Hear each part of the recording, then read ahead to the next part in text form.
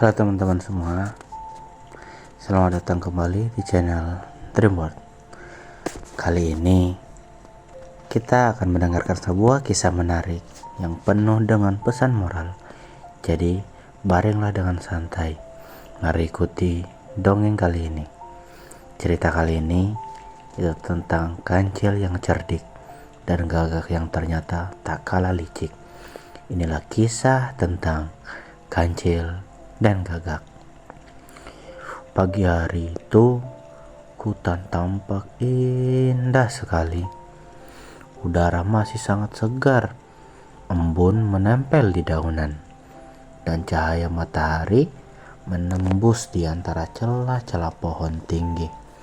Suara burung-burung berkicau, kera-kera berloncatan dari pohon ke pohon, dan dari kejauhan terdengar suara sungai yang mengalir dengan deras. Di hutan inilah hidup seekor kancil. Tubuhnya kecil, tapi semua hewan tahu kalau ia punya otak yang sangat cerdik. Ia sering lolos dari bahaya dengan menggunakan akalnya. Namun, kepintarannya tak selalu dipakai untuk kebaikan. Terkadang ia juga menipu teman-temannya hanya demi keuntungannya sendiri.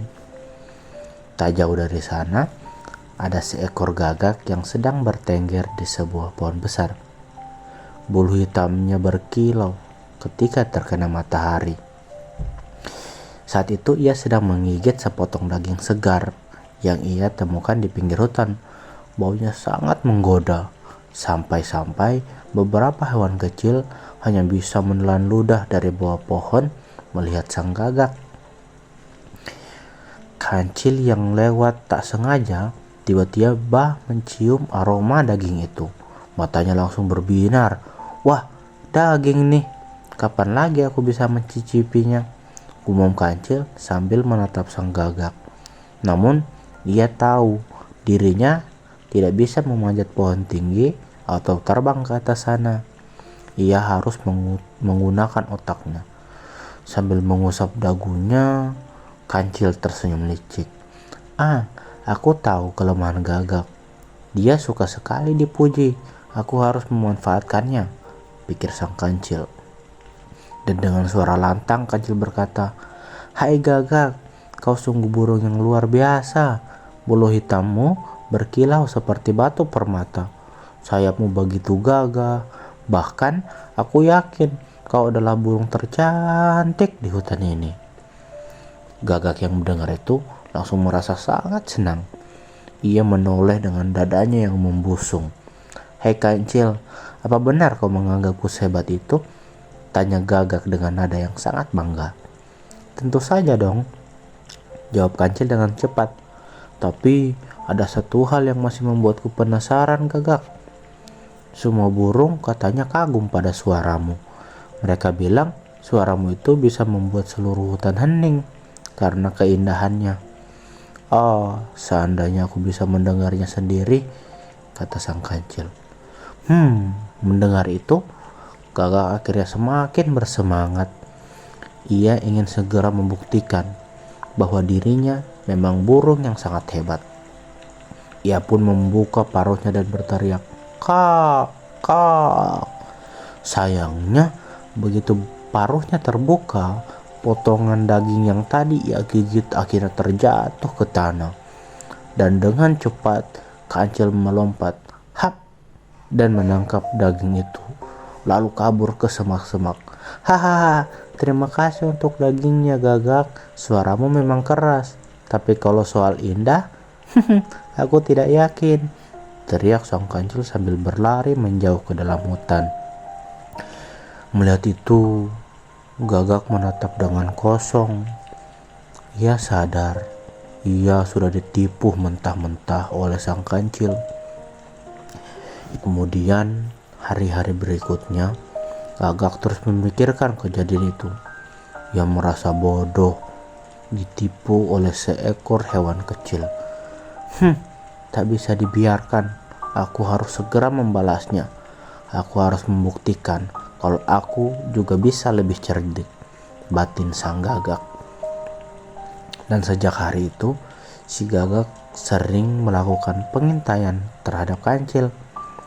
Ia mulai mengamati kebiasaannya, di mana Kancil mencari makan, jalan mana yang sering ia lewati, dan apa sih kelemahannya si Kancil. Hingga suatu siang, Kancil lagi berjalan santai di tepi sungai. Saat itu ia sedang haus. Akhirnya ia minum air segar di pinggir sungai. Tiba-tiba terdengar suara Gagak dari atas pohon. "Hai Kancil sahabatku, apa kabar?"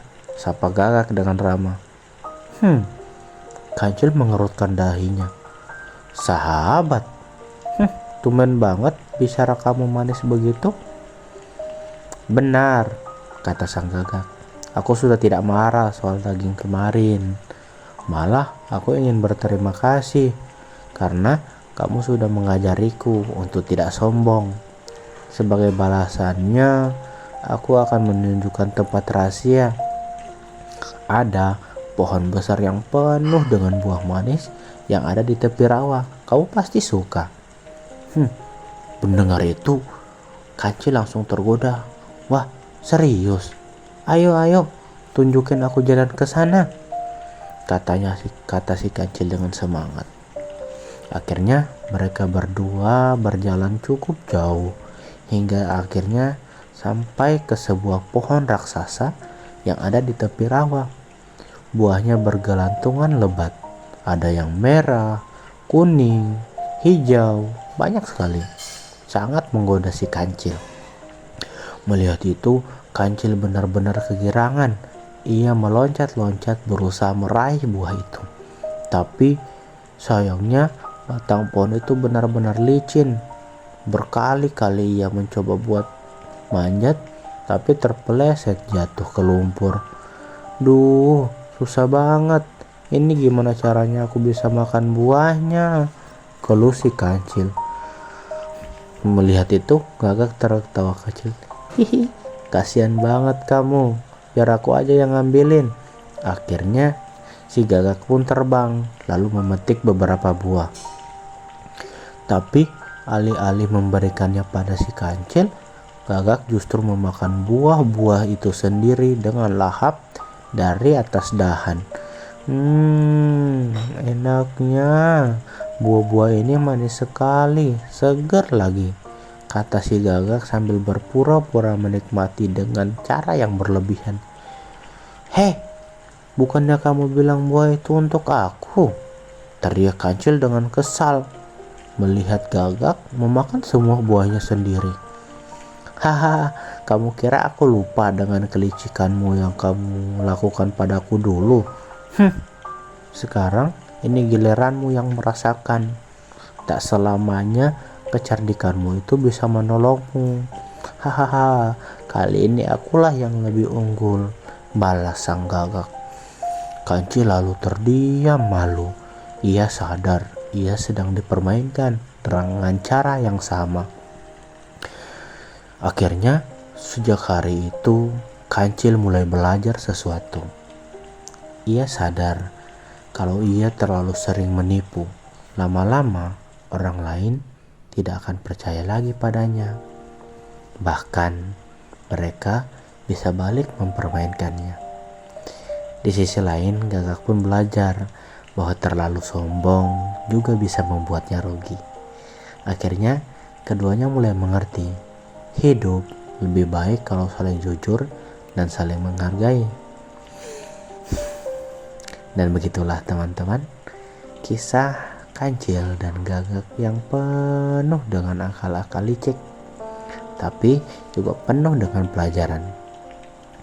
Nah teman-teman, dari cerita ini tuh kita bisa belajar kalau kesombongan itu hanya akan membawa kerugian bagi kita, dan kelicikan tidak selalu bisa berhasil. Pada akhirnya, kejujuran dan kerendahan hati jauh lebih berharga dari tipu daya. Terima kasih sudah mendengarkan cerita ini. Jangan lupa untuk dukung channel ini dengan like, komen, dan subscribe. Sampai jumpa di cerita berikutnya. Selamat beristirahat. Bye bye.